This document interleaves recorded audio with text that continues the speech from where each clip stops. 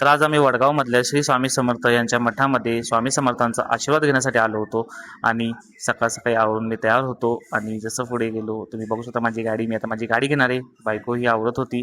पाण्याची बॉटल्स भरून आम्ही आलो स्वामी समर्थांच्या मठामध्ये आणि स्वामी समर्थांच्या आशीर्वादाने आमच्या काही इच्छापूर्ती झाल्या होत्या.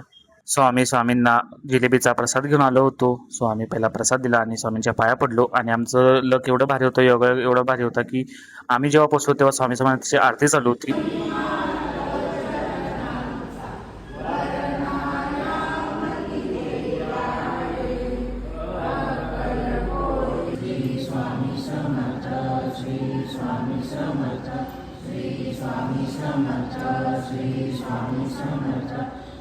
आरती झाल्यावर आम्ही प्रसाद घेतला. ही छानशी मुकली बघा कशी प्रसाद देत होती. सो आम्ही प्रसाद घेतला आणि प्रसाद घेऊन आम्ही बाहेर गेलो. तुम्ही बघू शकता प्रसादमध्ये जिलेबी, पेढा आणि केळं होतं. सो तिथून आम्ही पुढे गेलो. पुढे कॅफेसाठी लागणारा आम्ही थोडा माल घेतला, म्हणजे भाजीपाला वगैरे. आणि हे कॅफेमधला आपला नवीन स्टॉक भरला होता कोल्ड्रिंक्सचा. तुम्ही बघू शकता सर्व प्रकारचे कोल्ड्रिंक्स आपण आता चालू केलेले आहेत. आणि कोल्ड्रिंक्स नव्हते, स्वतः कोल्ड्रिंक्स चालू आहे. पाण्याच्या बॉटल्स तुम्ही बघू शकता त्याचाही स्टॉक आपण फुल केलेला आहे. हा नव्हे तर इथेही तुम्ही बघू शकता पाण्याच्या बॉटल्सचा स्टॉक आपण फुल केला आहे.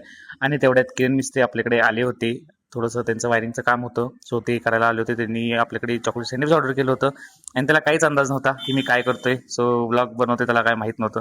मग त्यानंतर आपलं दुसरं कस्टमर आलं होतं ज्यांचं ऑर्डर होतं पनीर पराठा. सो आपण पनीर बनवायला घेतलं, पराठा भाजला. तुम्ही बघू शकता दोन्ही आपण करत होतो आणि करून झाल्यानंतर आपण ते सर्व केलं आणि कस्टमरला दिलं.